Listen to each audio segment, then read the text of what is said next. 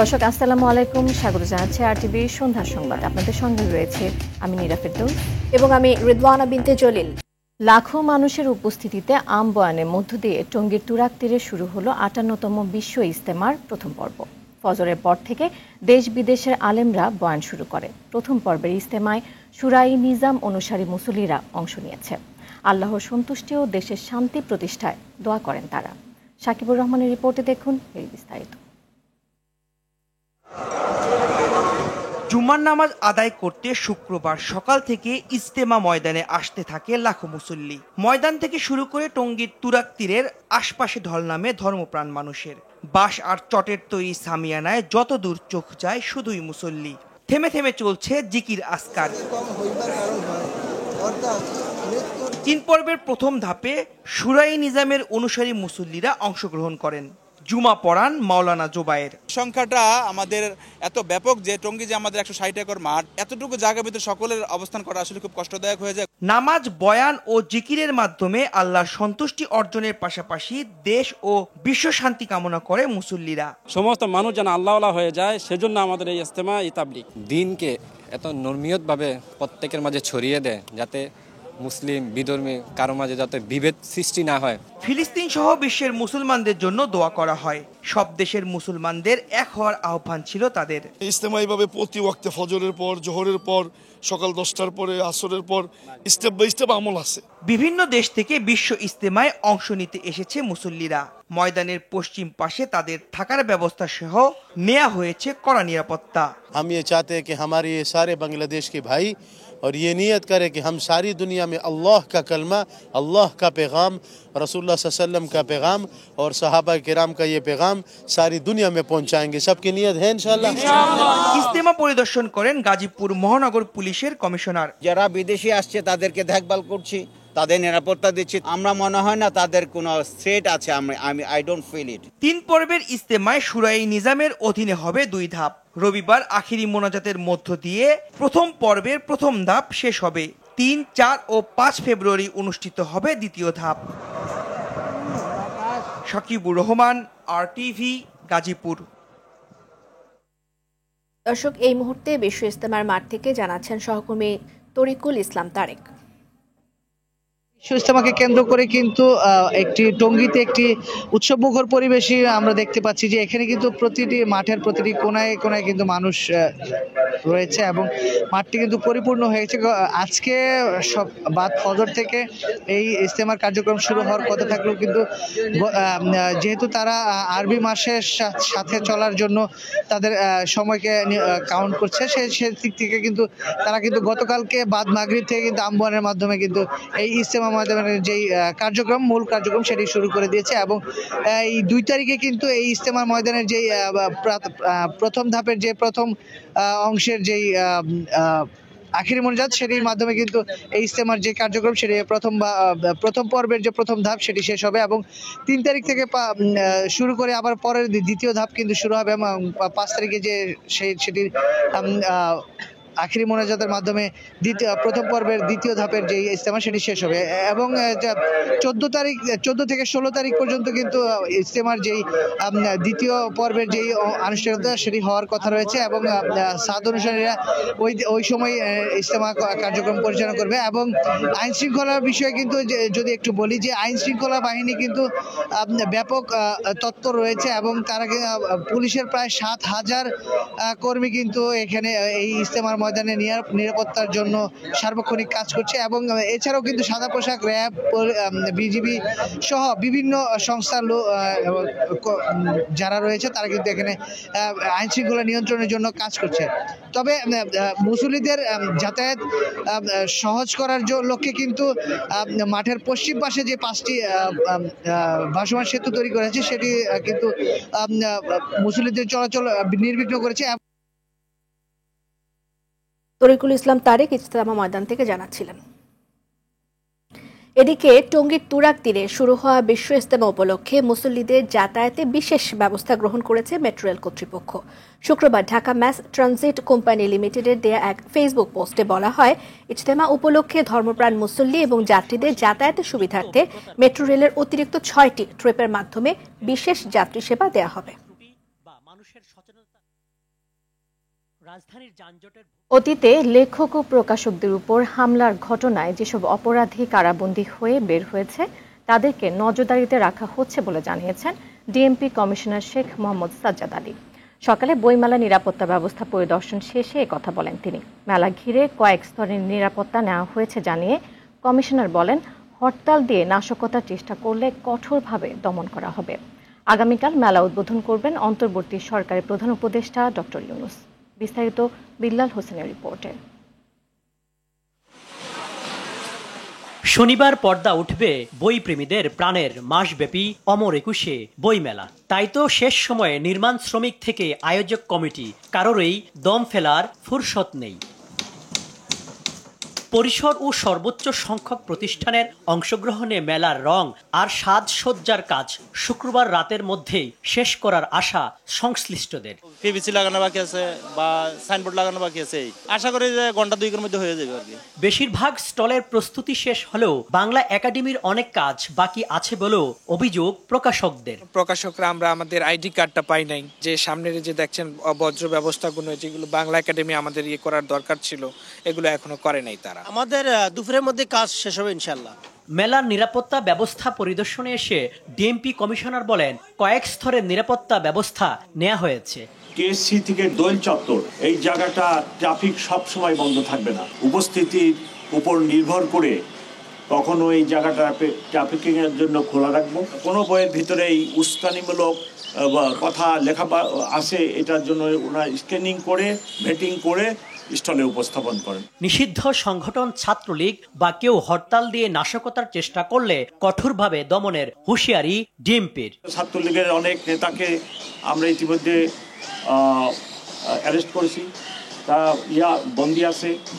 আর তারা যদি এরকম কোনো অ্যাটেম্প নেয় অবশ্যই আমরা ব্যবস্থা নিব। আমরা কাউকে মারতে চাই না, এদেশের লোক আমরাও মরতে চাই না। আমি কোনো ব্রিটিশ পুলিশ কমিশনার না। রাস্তার মধ্যে আমার লোককে আমি লাঠি দিয়ে পিটাতে আমি চাই না। বই মেলায় খাবারের দোকানে যেন বাড়তি দাম না রাখা হয় সেজন্য নজরদারিও করবে পুলিশ। বিল্লাল হোসেন, RTV, ঢাকা। আবারও এক বছরের জন্য ভাঙল ক্রেতা বিক্রেতার মিলন মেলা। শেষ দিন ছুটি হয় দর্শনার্থীদের পদচারণায় জমজমাট ছিল আন্তর্জাতিক বাণিজ্য মেলা। স্টলে স্টলে ছিল উপচে পড়া ভিড়। শেষ মুহূর্তে বিভিন্ন পণ্যে বিশাল মূল্য ছাড়ে খুশি ক্রেতারা। মেলার সমাপনী অনুষ্ঠানে দেশীয় উদ্যোক্তাদের পণ্যের মান উন্নয়ন করা সহ উৎপাদন খরচ কমানোর আহ্বান জানান বাণিজ্য উপদেষ্টা দীপ্ত চন্দ্র পালের রিপোর্ট, জানাচ্ছেন এআর বাদল। রাজধানীর উপকণ্ঠে পূর্বাচলে বাংলাদেশ চায়না ফ্রেন্ডশিপ এক্সিবিশন সেন্টারে আয়োজন করা হয় মাসব্যাপী আন্তর্জাতিক বাণিজ্য মেলা। শেষ দিন পর্যন্ত মেলায় ছিল ক্রেতাদের উপচে পড়া ভিড়। মেলায় ৩৪৩টি দেশি বিদেশি স্টল ছিল। বাংলাদেশ ছাড়াও ভারত, পাকিস্তান সহ 11টি বিদেশি প্রতিষ্ঠান এবারের মেলায় অংশ নেয়। মেলার ব্যবস্থাপনা নিয়ে মিশ্র প্রতিক্রিয়া জানিয়েছেন ক্রেতারা। মেলার পরিবেশ ঠিক আছে, কিন্তু যাতায়াতের পথগুলো মনে করেন ভালো না, নোংরা। ফুটপাতটা আসলে বাণিজ্য মেলাটা আন্তর্জাতিক মানের হয়নি। আন্তর্জাতিক বাণিজ্য মেলার সামনে যদি এরকম একটা পরিবেশ থাকে সেটা তার আন্তর্জাতিক মান থাকে না। আশানুরূপ সাফল্য পাওয়ায় খুশি ব্যবসায়ীরা। কনজিউমাররা এখানে এসছে, আমাদের পণ্যগুলো নিয়েছে, এখানে যে গিফটগুলো ছিল সেই গিফটগুলো আমরা তাদের হাতে তুলে দিয়েছি। সর্বোপরি ভালো গিয়েছে পুরো মেলাটাই। মেলার সমাপনী অনুষ্ঠানে বাণিজ্য উপদেষ্টা পণ্যের মান ও উৎপাদন খরচ নিয়ে প্রশ্ন তুলে বলেন, টিকে থাকতে হলে এ দুটি বিষয়ে ব্যবসায়ীদের গুরুত্ব দিতে হবে। পণ্যের বৈচিত্র্যকরণ, ব্যবসার খরচ কমানো, এই ব্যাপারেই আপনাদেরকে আহ্বান জানিয়ে অনুষ্ঠান শেষে বিজয়ীদের মাঝে পুরস্কার বিতরণ করা হয়। এবার মেলায় বিভিন্ন ক্যাটাগরিতে 22টি সেরা প্রতিষ্ঠানকে প্রথম পুরস্কার দেয়া হয়, দ্বিতীয় পুরস্কার 16টি এবং 13টি প্রতিষ্ঠানকে তৃতীয় পুরস্কার দেয়া হয়েছে। এবার আমি পঞ্চমবারের মতন পুরস্কৃত হলাম। এআর বাদল, RTV, ঢাকা। দর্শক, ঢাকা আন্তর্জাতিক বাণিজ্য মেলা থেকে সরাসরি যুক্ত হচ্ছেন সহকর্মী দীপ্ত চন্দ্র পাল। দীপ্ত, মেলার শেষ দিনে এবারের বাণিজ্য মেলা নিয়ে ক্রেতা বিক্রেতাদের মূল্যায়ন কি? এছাড়া কতটা সন্তুষ্ট তারা, জানাবেন আমাদের।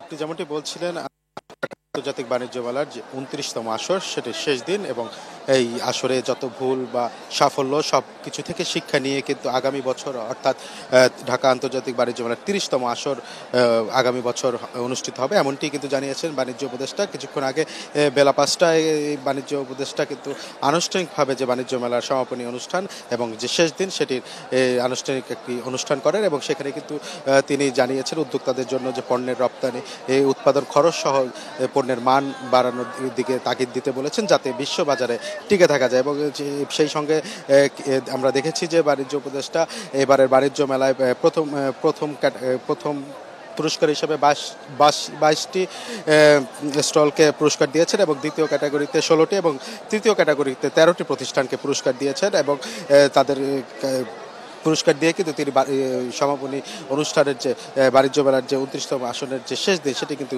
ঘোষণা করেছেন। তবে তিনি বিকেল 5টার দিকে কিন্তু বাণিজ্য মেলা আজকে রাত 10টা পর্যন্ত চলবে। ব্যবসায়ীদের কিন্তু একটি চাওয়া ছিল যে একটি দিন হয়তো বাণিজ্য মেলা বাড়বে, সেই প্রস্তাবটি রাখা হয়েছিল, কিন্তু আসলে বাণিজ্য মেলা আজকে আনুষ্ঠানিকভাবে সমাপনী ঘোষণা করা হয়েছে। এবং আমরা দেখেছি যে শেষ দিন উপলক্ষে বাণিজ্য মেলায় কিন্তু উপচে পড়া মানুষের ভিড়, সকাল থেকেই কিন্তু এই ভিড় ছিল এবং বেলা বাড়ার সঙ্গে সঙ্গে সে ভিড়ের পরিসংখ্যান বাড়ছে। আমরা কিছু কিছু স্টলে দেখেছি কিন্তু তারা কিন্তু যে পণ্য নিয়ে এসেছে সেটি কিন্তু বিক্রি করে ইতিমধ্যে চলেও গিয়েছে বা তাদের পণ্য কিন্তু শেষ হয়ে গিয়েছে। এবং কিছু কিছু দোকানদারদের সঙ্গে, ব্যবসায়ীদের সঙ্গে আমরা কথা বলেছি, তারা যেটি জানিয়েছে তারা কিন্তু আশানুরূপ যে ব্যবসা সেটি করতে পারেনি। তবে সর্বমোট দেখেছি যে বেশিরভাগ ব্যবসায়ীরাই কিন্তু তাদের যে সাফল্য বা চিন্তাধারা নিয়ে এসেছিলেন যে ব্যবসা করবেন, সেই ব্যবসা কিন্তু সফল হয়েছেন বলে জানিয়েছেন তারা আমাদেরকে। এবং বাণিজ্য মেলা এখনো চলছে, রাত 10টা পর্যন্ত চলবে এবং এখনো ক্রেতা সাধারণ ঢুকছে। আমরা বাণিজ্য মেলা কর্তৃপক্ষের সঙ্গে কথা বলেছি, তারা যেটি জানিয়েছেন রাত 9টার পরে কিন্তু গেট বন্ধ করে দেওয়া হবে এবং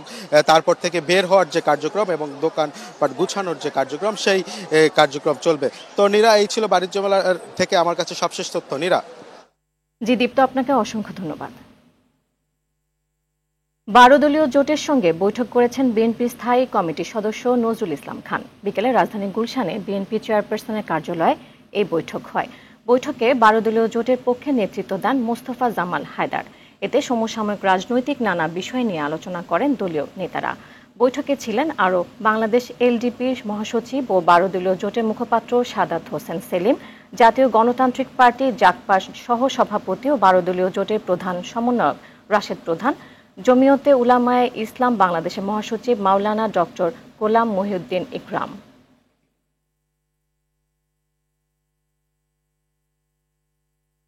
জামায়াতের ওপর পর্বত সমান জুলুম করেছে আওয়ামী লীগ, এমন অভিযোগ করে দলটির আমির ডাক্তার শফিকুর রহমান বলেন, নেতাকর্মীদের মা বাবার জানাজার নামাজেও অংশ নিতে দেয়নি। এদিকে গুম, খুন, দুর্নীতি সহ জুলাই গণহত্যার বিচারের দাবিতে রাজধানীতে গণমিছিল করেছে ইসলামী ছাত্র শিবির। সংগঠনটির অভিযোগ, ভারতের ইন্ধনে জাতীয় ঐক্যে ফাটলের চেষ্টা চলছে। বিস্তারিত জানাচ্ছেন নাজিব ফরায়েজি।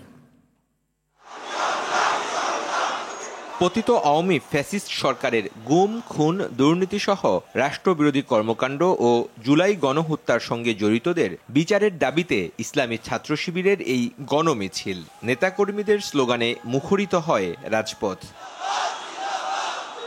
জুমার নামাজ শেষে জাতীয় মসজিদ বাইতুল মোকাররমের উত্তর গেট থেকে গণমিছিলটি শুরু হয়ে পল্টন প্রেস ক্লাব, মৎস্য ভবন সড়ক হয়ে শাহবাগে গিয়ে শেষ হয়। এ সময় রক্তের ওপর প্রতিষ্ঠিত অন্তর্বর্তী সরকার গণহত্যাকারীদের বিচার নিশ্চিত না করলে রাজপথে প্রতিরোধ গড়ে তোলার হুঁশিয়ারি দেন শিবির নেতারা। কিছু রাজনৈতিক দল তারা ফ্যাসিবাদের বিচারের দাবিতে সরব না থেকে বাস স্ট্যান্ড, টেম্পু স্ট্যান্ড, চাঁদাবাজি, ছিনতাই, আত্মখননের মতো কার্যক্রমের মধ্যে জড়িয়ে পড়েছে। এ জাতির মধ্যে ঐক্যের বদলে তারা ফাটল ধরানোর চেষ্টা করছে। আমরা এ জাতিকে ঐক্যবদ্ধভাবে সুন্দর একটি বাংলাদেশ বিনির্মাণ করার জন্য আহ্বান জানাচ্ছি। রাজধানীর মগবাজারে আলফালা মিলনায়তনে জামায়াতে ইসলামী মহিলা বিভাগের সাবেক সেক্রেটারি ও সাবেক এমপি হাফেজা আসমা খাতুনের স্মরণ ও দোয়া মাহফিলে যোগ দেন জামায়াত আমির। তিনি বলেন, হঠকারিতা, ফ্যাসিবাদ দুনিয়া ও আখিরাতে কারো জন্য কল্যাণকর নয়। জুলুমের মহাপর্বত আমাদের ঘাড়ে চাপিয়ে দেওয়া হয়েছে। আপনজন থেকে বিদায় নিতে পারবো না, আপনজনকে বিদায় দিতে পারবো না, সবার সাথে দোয়ায় শরিক হতে পারবো না। আমি দোয়া করি এরকম পরিস্থিতি জাতির আরেকজন নাগরিকের জীবনে যেন আর ফিরে না আসে। সেই দুঃস্বপ্নের সময়গুলো থেকে আমরা যেন উপযুক্ত শিক্ষা নিতে পারি গোটা জাতি। একই পথে আর যেন কেউ পা না বাড়াই। হঠকারিতা, ফেসিজম কারোর জন্যেই দুনিয়ায় কল্যাণকর না, আখিরাতেও কল্যাণকর না। নারীদের মধ্যে পূর্ণাঙ্গ ইসলামের বার্তা পৌঁছে দিতে আসমা খাতুনের ত্যাগ ও পরিশ্রম অতুলনীয় বলে মন্তব্য করেন ডাক্তার শফিকুর রহমান। কোরআনের একজন দাঈর। নাজিব ফরাইজি, RTV, ঢাকা। জুলাই গণহত্যায় সরাসরি জড়িত সব পুলিশকে দ্রুত গ্রেফতার করে বিচারের আওতায় আনার দাবি সহ পুলিশ মহাপরিদর্শককে 5 দফা দিয়েছে ইনকিলাব মঞ্চ। বিকেলে পুলিশ হেডকোয়ার্টার ঘেরাওয়ের উদ্দেশ্যে পদযাত্রা থেকে স্মারকলিপি দেয় ইনকিলাব মঞ্চ। বিকেলে শাহবাগ থানার সামনে থেকে পুলিশ হেডকোয়ার্টার ঘেরাও দিতে পদযাত্রা করে ইনকিলাব মঞ্চ। হাইকোর্ট মোড়ে পুলিশ তাদের আটকে দেয়। সেখানে সংক্ষিপ্ত সমাবেশে 5 দফা উত্থাপন করে মঞ্চের নেতারা। দাবি তুলেন পুলিশের ছাত্রলীগের সকল ক্যাডারকে বাধ্যতামূলক অবসরে পাঠানোর। পরে স্মারকলিপি দিয়ে তারা জানান, শনিবার সন্ধ্যা 7টার মধ্যে দাবি পূরণ না হলে কঠোর আন্দোলনে নামবে ইনকিলাব মঞ্চ।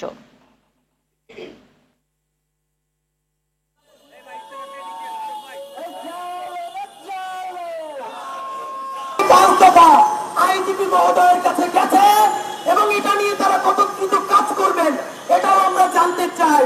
যদি আমাদেরকে আগামীকাল সন্ধ্যা 7টার মধ্যে পুলিশ প্রশাসন থেকে জানানো না হয়, তাহলে আমরা কোন অনুষ্ঠান কর্মসূচি ঘোষণা না দিয়ে পুলিশ হেডকোয়ার্টারের বারান্দায় গিয়ে অবস্থান নেব।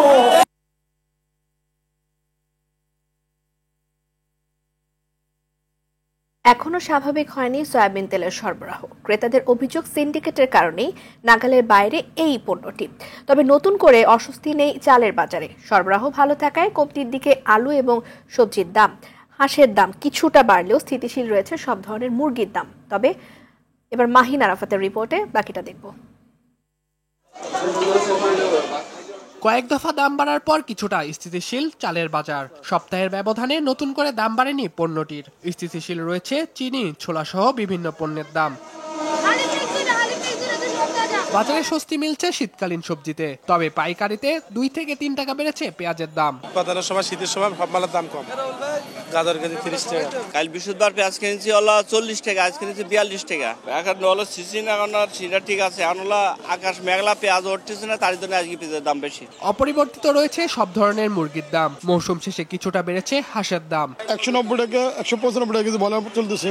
পাকিস্তানি মুরগি 320 থেকে 330 টাকা কেজি চলতেছে আজকে 2 দিন। দাম কমার সম্ভাবনা নাই, সিজন শেষ তো মাল কাইসেস দেখা দিব। মাল তো সব বেচা শেষ। এখন বিভিন্ন কোয়ালিটি আছে, ছোট বড় আছে, 500 আছে, 600 আছে, 700 আছে, 800 আছে। বিক্রেতাদের দাবি কমেছে সব ধরনের মাছের দাম। তবে বিপরীত মত ক্রেতাদের। আর নদীর ফলি মাছ আগে আসছিল 600 টাকা কেজি, এখন 500 টাকা কেজি। আগে দেশি কই মাছ আসছিল 1500 টাকা কেজি, আজকে 1900 টাকা কেজি। কিনা ছিল মনে হয় আপনার 800, এখন কিনে এলেও মনে হয় 700, কিন্তু তারা তো দাম ছাড়ে না। তারা বলছে কমছে, কিন্তু আমরা কিনতে গেলেই তো ওই দামটা আমরা পাই না। স্বাভাবিক হয়নি বোতলে সয়াবিন তেলের সরবরাহ। দাবি উঠেছে বাজার তদারকি বাড়ানোর। গত মাসের আগের মাসে 8 টাকা নির্ধারণ করে দেওয়ার পরে 10-15 দিন মোটামুটি মাল ছিল, এরপরে আবার ক্রাইসিস। কারণ অনেক 2বার চাল আমদানি করছে, একবার ভারত থেকে, একবার আছে পাকিস্তান থেকে, তারপর দাম কমতেছে। বাজার ব্যবস্থা গভর্নমেন্টের নিয়ন্ত্রণ করতে হবে এবং আপনার সিন্ডিকেট দূর করতে হবে। গত সপ্তাহের দামেই বিক্রি হচ্ছে গরু ও খাসির মাংস। মাহিন আরাফাত, RTV, ঢাকা। আমদানি শুল্ক অর্ধেক কমানোর পর কেজিতে 10 টাকা কমেছে চিনির দাম। প্যাকেট ও খোলা চিনি বিক্রি হচ্ছে 122 থেকে 125 টাকা দরে। বাজারে চিনি কোনো সংকট নেই জানিয়ে ব্যবসায়ী ও আমদানিকারকরা বলছেন, রমজানের জন্য পর্যাপ্ত পরিমাণ চিনি পাইপলাইনে। এদিকে দীর্ঘদিন বন্ধ থাকা রাষ্ট্রায়ত্ত 9টি চিনি কল চালু করতে যাচ্ছে সরকার। সেলিম মালিকের রিপোর্ট। বাজারে চিনির সংকট কাটানোর পাশাপাশি দাম কমিয়ে আনতে গত অক্টোবরে আমদানি শুল্ক অর্ধেকে নামিয়ে আনে সরকার। 15% শুল্কে দেদারসে চিনি আমদানি করে প্রতিষ্ঠানগুলো। অতি আমদানিতে বাজারে কেজি প্রতি চিনির দর কমেছে 5 থেকে 10 টাকা। চিনির সরবরাহ তো ভালো আছে, এখন দাম কমার যেভাবে কমার কথা এভাবে কমে নেই। খোলা চিনিও 125, প্যাকেট চিনি 125, তবে সরবরাহ ভালো আছে। কখন দেখা যাচ্ছে সামনে তো রমজান, সরবাল দেওয়ার কমাইতে দাম বাড়বে আবার। বাজারে চিনির যথেষ্ট সরবরাহ রয়েছে বলে জানিয়েছে রাজধানীর মৌলভীবাজারের পাইকাররা। যতটুকু চাহিদা আছে অতটুকু ওই পরিমাণ আপনার সাপ্লাই দিতে পারতেছে, কোনো ঘাটতি নেই। ব্যবসায়ীরা চাইলে আপনার চিনি দেওয়া যায়। রমজানে আপনার মিলাররা যদি ইম্পোর্ট দিয়ে থাকে তাহলে তো সমস্যা হওয়ার কথা না। আর আমদানিকারকদের দাবি রমজানকে সামনে রেখে আমদানির পরিমাণ বাড়ানো হচ্ছে। আমাদের 2.5 থেকে 3 লক্ষ চিনি আমাদের অলরেডি পাইপলাইনে আছে এবং স্টকও আছে, কাছাকাছি ভালো একটা পরিমাণে স্টক আছে। সো চিনি নিয়ে কোনো সমস্যাই হবে না। বাংলাদেশে যতটুকু ডিমান্ড চিনির রমজান কেন্দ্রিক, তার যথেষ্ট পরিমাণে মেঘনা গ্রুপ ডিমান্ড ফুলফিল করতে পারবে। তবে চীনে আমদানির বড় প্রতিষ্ঠান এসালম গ্রুপের নিষ্ক্রিয়তায় যেন বাজারের সংকট সৃষ্টি না হয় সেদিকে নজর দেওয়ার পরামর্শ ক্যাবের। গ্যাপ যেটা আছে সে গ্যাপটা মিনিমাইজ করা, এটা অন্য কাউকে দিয়ে সে গ্যাপটা ফিল আপ করার জন্য তাকে সুযোগ সুবিধা দিয়ে তাকে রেডি করে মাঠে অ্যাক্টিভ রাখা। এদিকে বাজারে চিনির সরবরাহ বাড়াতে রাষ্ট্রায়ত্ত 9টি চিনি কল চালু করতে যাচ্ছে অন্তর্বর্তী সরকার। বিষয়টিকে ইতিবাচক হিসেবে দেখছেন কৃষি বিশেষজ্ঞরা। আখ উৎপাদনের জন্য যদি প্রণোদনা দেওয়া যেত এবং তারা কিন্তু এই আখ উৎপাদনে উৎসাহিত হতো, এবং এইটা দিলেই কিন্তু দেখা যাবে আমাদের চিনি শিল্প ঘুরে দাঁড়াবে। একটা হচ্ছে আমরা ভালো মানের চিনি পাবো, 2 নম্বর হচ্ছে আমাদের যে টাকা বৈদেশিক মুদ্রাগুলো আমাদের দেশের বাইরে যাবে না। কৃষি বিপণন অধিদপ্তর জানিয়েছে চিনির বাজার সম্প্রসারণে কৃষকদের প্রণোদনা দেওয়া হচ্ছে। আমরা আশা করতেই পারি যে কিছুটা উৎপাদন বেশি হবে, এবং আমাদের আখের যে প্রোডাকশন সেখানেও যেহেতু বিভিন্নভাবে সরকারি প্রণোদনা আছে, কাজেই উৎপাদন দিন দিন বৃদ্ধি করার দিকে সরকারের জোরও আছে।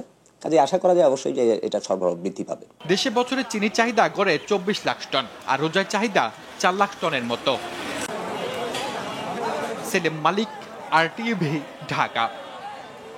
বিভিন্ন স্থানের সড়ক দুর্ঘটনায় 9 জন নিহত হয়েছেন। রংপুরের সাতমাথা এলাকায় বাস ও মাহিন্দ্রার সংঘর্ষে 3 জন নিহত হয়েছেন। সকালে নগরীর সাতমাথা চায়না হল এলাকায় এই দুর্ঘটনাটি ঘটে। জেলার নজিরের হাট এলাকায় বাসের ধাক্কায় এক পথচারী নিহত হয়েছেন। একই জেলার বড় দরগাহ বাজারে বাসের ধাক্কায় 1 জন নিহত হন। এ সময় আহত হন আরও 10 জন। কুষ্টিয়ার মিরপুরে ট্রাকের চাপায় সিএনজি অটোরিকশার 2 যাত্রী নিহত হয়েছেন। এ ঘটনায় আহত হয়েছে আরও 3 জন। সকালে উপজেলার রানা খড়িয়া ঘোড়ামারা এলাকায় এই দুর্ঘটনাটি ঘটে। ময়মনসিংহের জিগাতলা এলাকায় মোটরসাইকেল নিয়ন্ত্রণ হারিয়ে 2 আরোহী নিহত হয়েছেন। সিলেটের গোলাপগঞ্জে 2টি বাসের মুখোমুখি সংঘর্ষে চালক সহ 15 জন আহত হন।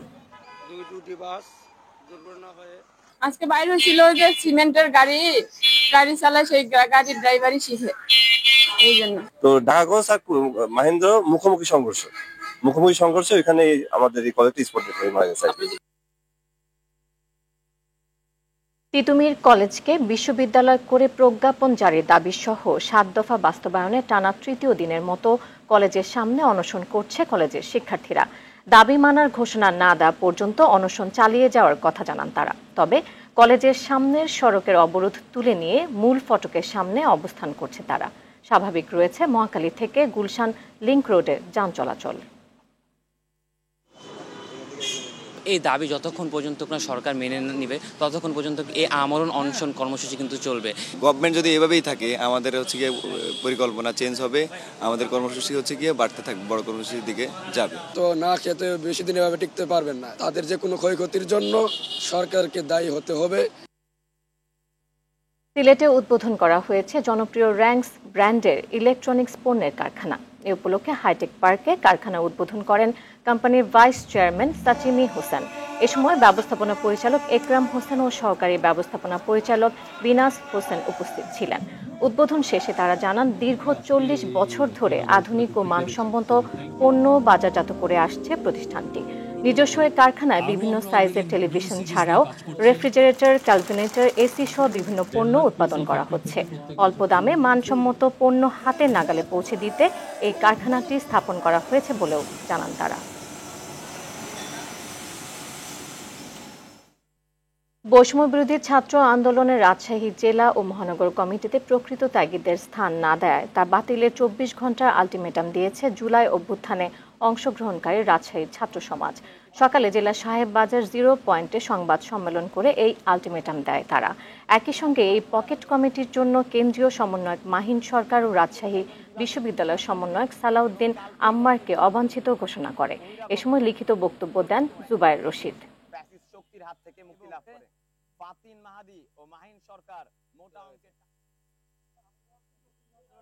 পায়নি, উল্টো স্থান পেয়েছে কিছু মানুষ যাদেরকে রাজশাহীর প্রকৃত আন্দোলনের সাহসী বিপ্লবী এবং নির্ভরযোগ্য নেতৃত্বকে বাদ দিয়ে আন্দোলনের চেতনা বিরোধী, বহিরাগত ও বিতর্কিত ব্যক্তিদের গুরুত্বপূর্ণ পদে বসানো হয়েছে। আমরা রাজশাহীর ছাত্র সমাজ এই অবৈধ পকেট কমিটি বাতিলের দাবি জানাচ্ছি এবং 24 ঘন্টার মধ্যে এটি বাতিল করার জন্য কেন্দ্রীয় সমন্বয়ক নাহিদ ইসলাম, আসিফ মাহমুদ এবং হাসনাত আব্দুল্লাহ ভাইয়ের হস্তক্ষেপ কামনা করছি। এনসিটিভির সামনে আদিবাসী ছাত্র জনতার উপর হামলায় জড়িতদের দৃষ্টান্তমূলক শাস্তি, পাঠ্য বইয়ে আদিবাসী শব্দ সংবলিত গ্রাফিতি পুনর্বহাল, আদিবাসী হিসেবে সাংবিধানিক স্বীকৃতি, পার্বত্য চট্টগ্রাম চুক্তি সহ বেশ কয়েকটি দাবি জানিয়েছে আদিবাসী জনগোষ্ঠী। বিকেলে জাতীয় শহীদ মিনারে বাংলাদেশ আদিবাসী ফোরাম আয়োজিত গণসমাবেশে এসব দাবি জানানো হয়। এ সময় সমাবেশে একাত্মতা জানিয়ে বিশিষ্টজনরা বলেন, একটি বৃহৎ জনগোষ্ঠীকে বাদ দিয়ে অন্তর্ভুক্তিমূলক সমাজ বাস্তবায়ন সম্ভব নয়। টিআইবির নির্বাহী পরিচালক ইফতেখারুজ্জামান বলেন, আদিবাসী ও আদি বাসিন্দা এক জিনিস নয়। তিনি বলেন, প্রধান উপদেষ্টা তার ভাষণে আদিবাসী শব্দটি উচ্চারণ করলেও এখন একটি শক্তির কাছে মাথা নত করছে অন্তর্বর্তী সরকার।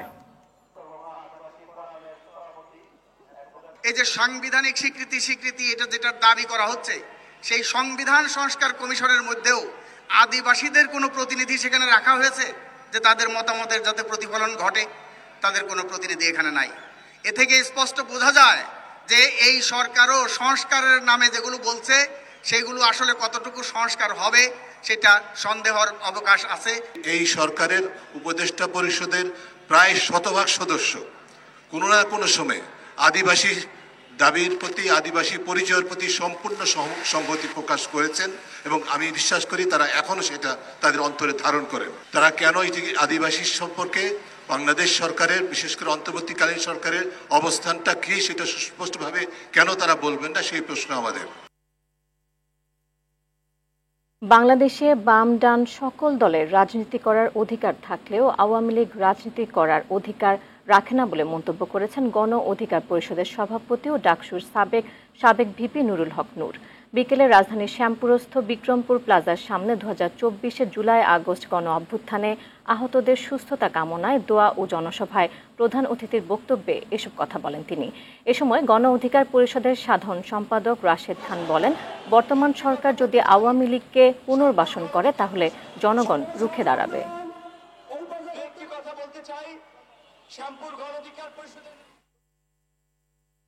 উমরা পালনে সৌদি আরবে যাওয়ার পথে হঠাৎ অসুস্থ হয়ে দুবাইয়ের একটি হাসপাতালে ভর্তি হয়েছেন সাবেক স্বরাষ্ট্র প্রতিমন্ত্রী লুৎফুজ্জামান বাবর। এ তথ্য নিশ্চিত করেছেন বাবরের ব্যক্তিগত সহকারী মির্জা হায়দার আলী। তিনি জানান, ছেলে লাবিব ইবনে জামানকে নিয়ে বৃহস্পতিবার সন্ধ্যা 6টায় উমরাহ পালনের জন্য ঢাকা থেকে এমিরেটস এয়ারলাইন্সের একটি ফ্লাইটে দুবাই হয়ে সৌদি আরবের উদ্দেশ্যে ঢাকা ত্যাগ করেন বাবর। পথে শ্বাসকষ্টের কারণে বাবর গুরুতর অসুস্থ হয়ে পড়লে বিমানটি দুবাইতে অবতরণের পর দ্রুত হাসপাতালে নেওয়া হয়। সেখানে ডাক্তারদের নিবিড় পর্যবেক্ষণে আছেন বাবর। হাসপাতাল থেকে ছাড়া পাওয়ার পর তিনি উমরা পালনের জন্য দুবাই থেকে সৌদি আরবে যাবেন। 17 বছর কারাভোগের পর 16 জানুয়ারি মুক্তি পান সাবেক এই স্বরাষ্ট্র প্রতিমন্ত্রী। শেখ হাসিনা সরকারের সমাজ কল্যাণ মন্ত্রী নুরুজ্জামান আহমেদের 5 দিনের রিমান্ড মঞ্জুর করেছে আদালত। সকালে রংপুর মেট্রোপলিটন ম্যাজিস্ট্রেট তৃতীয় আদালতের বিচারক এই রিমান্ড মঞ্জুর করেন। তদন্তকারী কর্মকর্তা পুলিশের এসআই মুস্তাফিজুর রহমান 15 দিনের রিমান্ড আবেদন করে। শুনানি শেষে আদালত 5 দিন রিমান্ড মঞ্জুর করে। গেল রাতে রংপুর মহানগরীর সেন্ট্রাল রোডের পোস্ট অফিস সংলগ্ন গলিতে আত্মীয়ের বাসা থেকে তাকে গ্রেফতার করা হয়। তার বিরুদ্ধে বৈষম্য বিরোধী ছাত্র আন্দোলনে হামলা ও হত্যায় জড়িত থাকার অভিযোগ সহ একাধিক মামলা রয়েছে। শনিবার থেকে মেক্সিকো এবং কানাডার পণ্যে 25% শুল্ক আরোপ কার্যকর করবে যুক্তরাষ্ট্র। প্রেসিডেন্ট ডোনাল্ড ট্রাম্প জানিয়েছেন, পূর্ব ঘোষণা অনুযায়ী কাজ করবেন তিনি। বৃহস্পতিবার হোয়াইট হাউসে তিনি কথা জানান। এর আগে এক নির্বাহী আদেশে দেশ দুটির পণ্যে শুল্ক আরোপের ঘোষণা দেন ট্রাম্প। তবে সেখান থেকে আসা তেলের ক্ষেত্রেও এই নিয়ম কার্যকর হবে কিনা সে বিষয়ে এখনো কোনো সিদ্ধান্ত হয়নি। ট্রাম্প জানান, নথিপত্রহীন অভিবাসী ও মাদক চোরাচালান ঠেকানোর পাশাপাশি প্রতিবেশীদের সঙ্গে বাণিজ্য ঘাটতি কমিয়ে আনতে এই পদক্ষেপ নিয়েছেন তিনি। এছাড়া চীনা পণ্যের ওপরও 10% শুল্ক আরোপের কথা জানান মার্কিন প্রেসিডেন্ট। নোবেল শান্তি পুরস্কারের মনোনয়ন পেলেন বিশ্বের শীর্ষ ধনী এবং মার্কিন ট্রাম্প প্রশাসনের মন্ত্রী ইলন মাস্ক। বাক স্বাধীনতা বিস্তার ও সুরক্ষায় ভূমিকা রাখায় শান্তি পুরস্কারের মনোনয়ন পান মাস্ক। এর আগে ইলন মাস্ককে শান্তিতে মনোনয়ন দিতে নোবেল কমিটির কাছে প্রস্তাব দেন ইউরোপীয় ইউনিয়নের পার্লামেন্ট সদস্য ব্র্যাঙ্কো গ্রিমস। এর প্রেক্ষিতে এই বছর মাস্ককে মনোনয়ন দেয় কমিটি। এদিকে মনোনয়ন প্রত্যাহারের ঘোষণা দিয়েছেন এই ধনকুবের, জানান পুরস্কারের প্রয়োজন নেই তার। যুদ্ধবিরতি চুক্তির অংশ হিসেবে দখলদার ইসরায়েলের কারাগার থেকে নতুন করে মুক্তি পেয়েছে 110 ফিলিস্তিনি। বৃহস্পতিবার ওফার কারাগার থেকে ছাড়া পান তারা। এর আগে 3 ইসরায়েলি জিম্মি ও থাইল্যান্ডের 5 নাগরিক সহ মোট 8 জনকে মুক্তি দেয় ফিলিস্তিনি সশস্ত্র গোষ্ঠী হামাস ও ইসলামিক জিহাদ। হামাসের পক্ষ থেকে তাদের সামরিক শাখার প্রধান মোহাম্মদ দেইফের নিহত হওয়া নিশ্চিত করা হয়। গেল 13 জুলাই ফিলিস্তিনের গাজা উপত্যকার খান ইউনিস এলাকায় দেইফ নিহত হয় বলে জানানো হয় ইসরায়েলের পক্ষ থেকে। এদিকে গাজা ভূখণ্ডে ধ্বংসস্তূপের ভেতর থেকে আরও 42 ফিলিস্তিনির লাশ উদ্ধার করা হয়েছে। বাংলাদেশ প্রিমিয়ার লিগ ক্রিকেটে আজ একদিনের বিরতি। চলতি আসরে 40 ম্যাচ শেষে প্লে অফ নিশ্চিত করেছেন 3 দল। 18 পয়েন্ট নিয়ে শীর্ষে ফরচুন বরিশাল, 2-এ থাকা রংপুর রাইডার্সের পয়েন্ট 16। এদিকে গতকাল সিলেট স্ট্রাইকার্সকে হারিয়ে 14 পয়েন্ট নিয়ে সেরা 4 নিশ্চিত করেছে চিটাগাং কিংস। আগামীকাল দিনের দ্বিতীয় ম্যাচে দলটির প্রতিপক্ষ বরিশাল। ম্যাচটিতে জয় পেলে সুযোগ থাকবে 2 থেকে কোয়ালিফায়ার খেলার। মিরপুর শেরেবাংলা ক্রিকেট স্টেডিয়ামে ম্যাচ শুরু সন্ধ্যা 6:30টায়। এদিকে সেরা 4 নিশ্চিত করতে দিনের প্রথম ম্যাচে ঢাকা ক্যাপিটালসের মুখোমুখি হবে খুলনা টাইগার্স। 10 পয়েন্ট নিয়ে মিরাজের দলের অবস্থান 5-এ। এই ম্যাচে জয় পেলে রান রেটের ব্যবধানে রাজশাহীকে পেছনে ফেলে এলিমিনেটর খেলবে খুলনা। মিরপুরে ম্যাচটি শুরু হবে দুপুর 1:30টায়। কোচের বিরুদ্ধে সাফচুই নারী ফুটবলারদের বিদ্রোহের সুন্দর সমাধানে কাজ করছে তদন্ত কমিটি। দুপক্ষের সাথে আলোচনার পর আগামী 1 সপ্তাহের মধ্যে দেয়া হবে তদন্ত রিপোর্ট। তবে কোচ পিটার বাটলারকে তার দায়িত্ব থেকে না সরালে নিজেদের সিদ্ধান্তে অনড় থাকবেন ফুটবলাররা। নাজমুস সাকিবের রিপোর্ট। যেভাবে হচ্ছে মেয়েদেরকে কোচ পিটার বাটলারের সঙ্গে সাফ জয়ী সিনিয়র নারী ফুটবলারদের দ্বন্দ্বের গুঞ্জন চলছিল কয়েকদিন ধরেই। দলীয় মিটিং ও অনুশীলন বর্জনের পর বৃহস্পতিবার গণ অবসরের হুমকি দেন নারী ফুটবলাররা। আমরা আপাতত স্যারের সাথে কথা না বলে ওনার সাথে প্র্যাকটিসে যাইতে চাচ্ছি না। সমস্যার সমাধানে রাতে জরুরি সভায় তদন্ত কমিটি গঠন করে বাফুফে। ফুটবলের সুন্দর পরিবেশ ফেরাতে ও সমস্যার সুষ্ঠু সমাধানে এরই মধ্যে কাজ শুরু করেছে তদন্ত কমিটি। দুপক্ষের সাথে আলোচনার মাধ্যমে ভালো একটি সমাধান আসবে বলে আশা তদন্ত কমিটির প্রধান ইমরুল হাসানের। আমরা শুরুতে কঠোর অবস্থানে যেতে চাচ্ছি না, আমরা সব পক্ষের সাথে কথা বলে আমরা চাইবো। আপনারা জানেন যে মেয়েদের অবশ্যই বাংলাদেশ ফুটবলে একটা ভালো অবদান আছে, কিন্তু ভালো অবদান থাকা সত্ত্বেও এটা কারো কাছে বাংলাদেশ ফুটবল কিন্তু জিম্মি হয়ে থাকবে, সেটাও কিন্তু একরকম ঠিক না। এই বিষয়ে বাফুফের নারী উইং চেয়ারম্যান মাহফুজা আক্তার কিরণ জানান, বিদ্রোহী নারী ফুটবলারদের সাথে কথা বলেছে বাফুফে, দেয়া হয়েছে সতর্কতাও। আমি মেয়েদের সাথে সেভারেল টাইম কথা বলছি, বিষয় নিয়ে একজন করে কথা বলছি। আমি ওদেরকে বারবার একই কথা বলছি যে এমন কোনো সিদ্ধান্ত নিও না যেটা তোমাদের বড় ধরনের ক্ষতির কারণ হয়। এদিকে বাফুফে তদন্ত কমিটি গঠন করলেও দাবি আদায়ে অনড় নারী ফুটবলাররা। এখনো পর্যন্ত আমাদেরকে কোনো কিছু বলা হয়নি, বলেন আমরা আমাদের জায়গা হচ্ছে রাইট আছে যে আমরা আমাদের জায়গায় থাকবো। নাজমুস সাকিব, RTV, ঢাকা। দর্শক, সন্ধ্যা সংবাদ এ পর্যন্ত। রাতের সংবাদ 11:15টায় দেখার আমন্ত্রণ রইল। ধন্যবাদ সবাইকে।